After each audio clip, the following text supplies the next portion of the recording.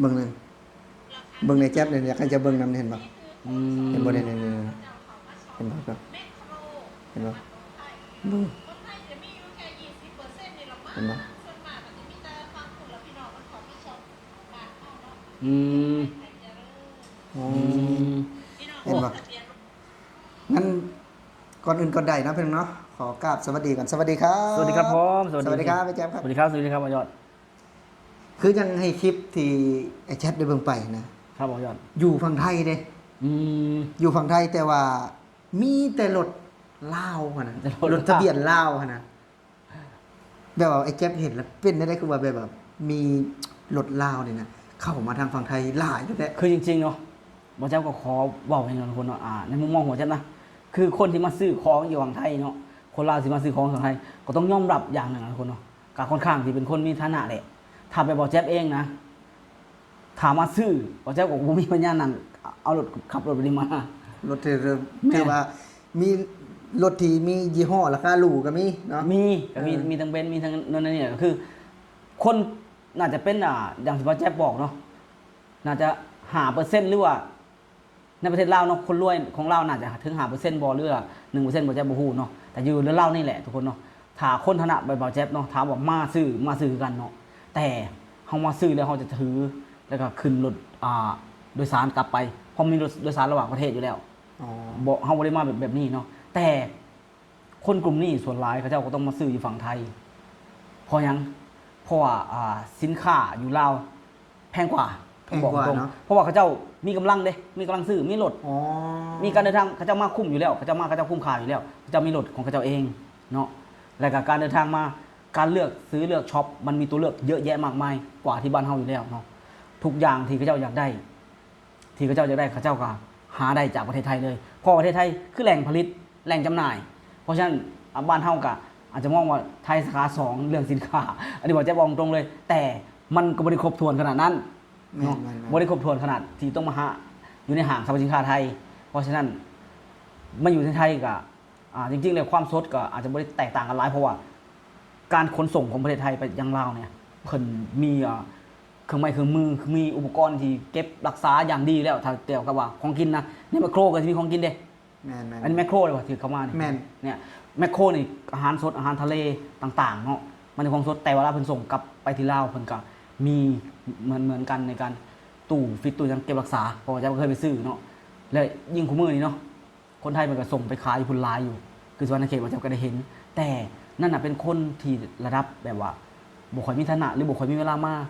ซื้อเนาะอยู่ลาวเฮาส่วนเขาเจ้านี่เขาเจ้าค่อนข้างมีฐานะนั่นก็ต้องบอกตรงๆเลยเขาเจ้าก็มาเลือกมันง่ายมันทั้งนี้บ่ยอดราคาส่งออกกับราคา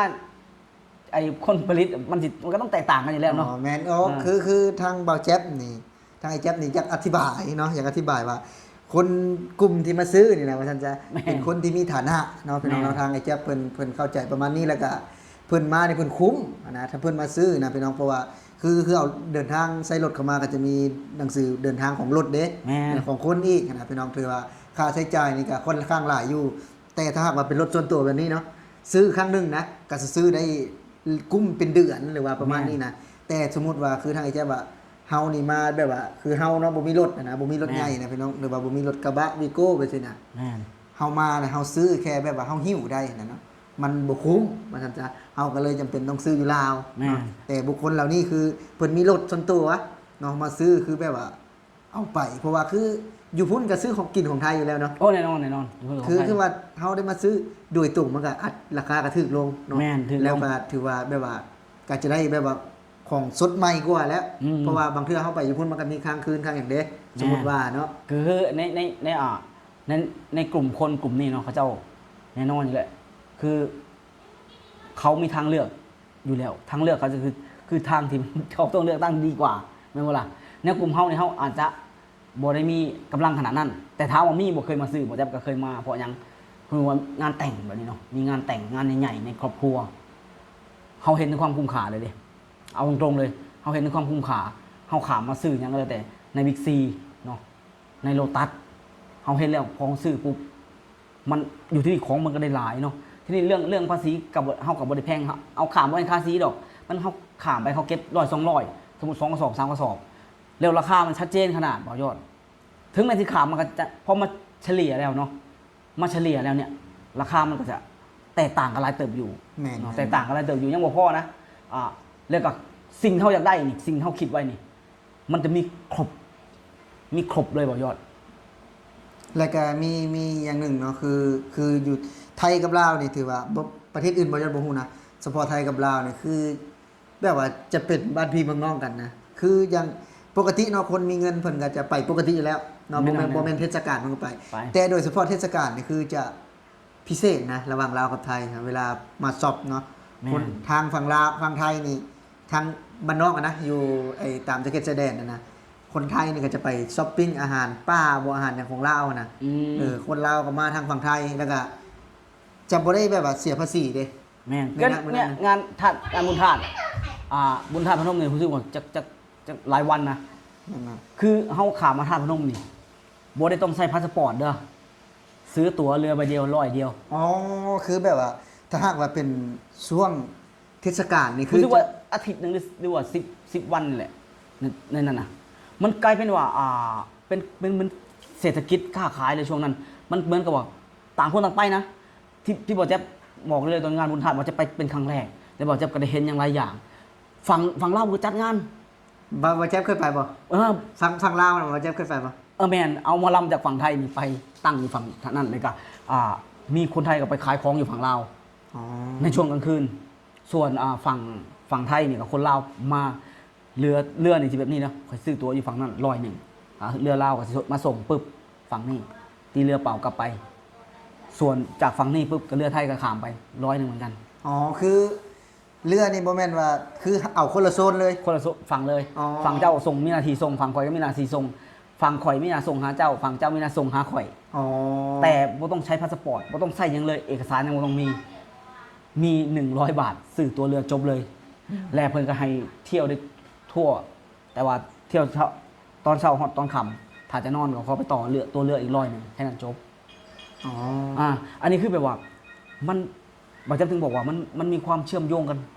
มีความสัมพันธ์กันหลายแห่งในเขตชายแดน ระหว่างลาวกับไทยเนาะโดยเฉพาะทางมุกดาหารนครพนมเนาะบางท่านเอง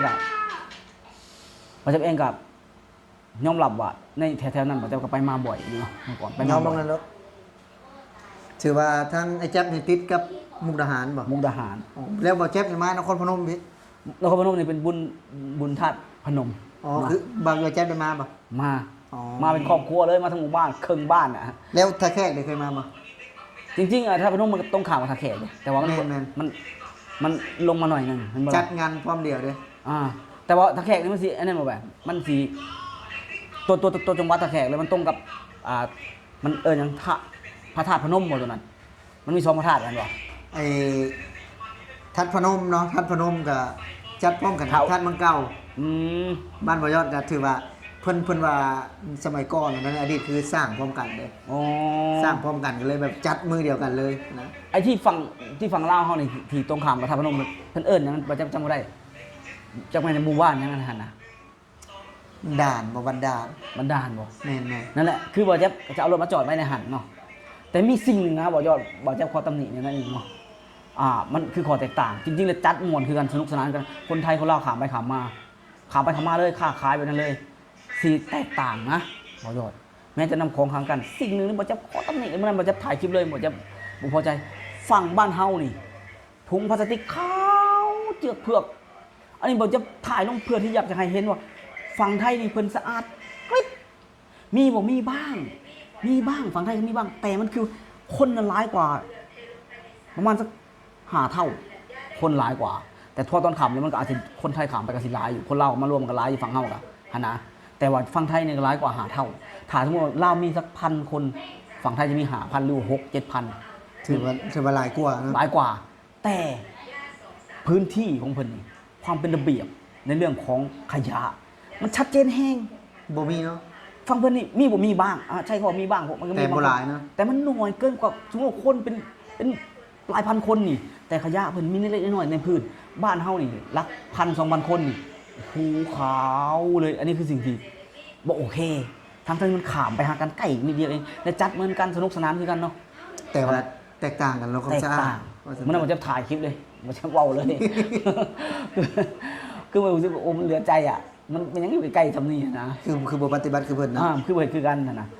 แต่ว่าในความเป็นมิตรยอมรับว่ามันก็มีได้ขายกันอยู่ว่าที่เฮาอยู่ฝั่งนั้นอยู่ฝั่งนี้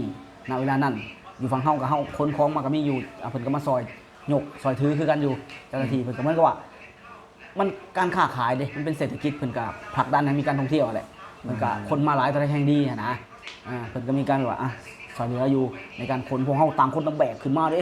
ถือว่าซอยกันเนาะ ซอยกันอยู่เนาะแต่ว่าอันนั้นแหละที่มันต่างแห้ง มีจุดหนึ่งที่แบบว่า ต่างแห้งอะไรบอก ถือว่าบ่โอเคเนาะ โอเคเลยบอกโอเคเลยบอกจะยังว่าหยอกเจ้าหน้าที่เลยไหมวะโอ้บ้านเพิ่นคือสะอาดเนาะว่าบ้านเฮาคือถุงยางขออนุญาตนะทุกคนถุงยางบ้านผมจะใช้คำว่าถุงยางแต่มันคือถุงพลาสติกทุกคน ถุงพลาสติกในทางไทย มั นะ นจะว่าหยอกเจ้าหน้าที่โอ้บ้านเฮาคือถุงยางเต็มอาญะเนาะพี่น้อง โอ้ถ้าพิษในย่านเพิ่นบ่เข้าใจนะ อันนี้ ถุงยาง เพราะบ้านเฮาเอิ้นถุงยางเลยถุงพลาสติกอะนะ อ๋อ เคยหยอกเจ้าหน้าที่ฝั่งบ้านเฮาแหละเพิ่นมันยกของซอยบ่แซ่บต้องบ่แซ่บก็เว้าแซวแต่ว่าหลายสิ่งหลายอย่างมันก็คล้ายคือกันนะ คล้ายๆกันเนาะ แม่น ก็สำหรับคลิปนี้พี่น้องกับประมาณนี้เนาะถือว่า ๆครับผม บ่ยอดกับบ่แจ๊บนะก็เล่าถือว่าเรื่องรถเนาะพี่น้องรถที่เข้ามาซื้อของอยู่ในประเทศไทยเป็นรถมีแต่ป้ายลาวเนาะทั้งที่แมคโครบ่โลตัสเนาะประมาณนั้นเลยที่อยู่ในหมู่หันนะ แม่น ถือว่าเต็มลงจอดรถน่ะเป็นหลาย10คันเนาะที่เราเห็น ก็คำว่า มีแต่ป้ายสีเหลือง เขาว่าสะท้อนถึงเนาะเอาจริงๆการไปมาหาสู่เนาะการพึ่งพิงของคนเราวที่มีต่อประเทศไทยเนาะต้องยอมรับหลายอย่างไม่ว่าจะเป็นสินค้าอุปโภคบริโภคต่างๆ ที่คนเราวเขาหมักและนิยมชมชอบเนาะคนที่มีทางเลือกก็ขามาซื้อคนที่บ่มีทางเลือกก็รอซื้อที่ส่งไป แม่น ประมาณนั้นเลยกับปันไปมาหาสู่แบบพี่แบบน้องแบบความหักแพงเนาะทุกคนเนาะความช่วยเหลือเกื้อกูลที่คนได้มอบให้คนเราเนี่ยก็หลายมากมายเนาะและสะท้อนให้เห็นในมุมนี้พร้อมทุกคนเนาะ ก็สำหรับคลิปนี้พี่น้องบ่ยอดบ่แจ๊บเนาะขอบคุณ FC ทุกคนที่เข้ามาติดตามเลยครับชมบ่ยอดกับบ่แจ๊บจะขอลาพี่และน้องไปก่อนครับ สวัสดีครับ สวัสดีครับผม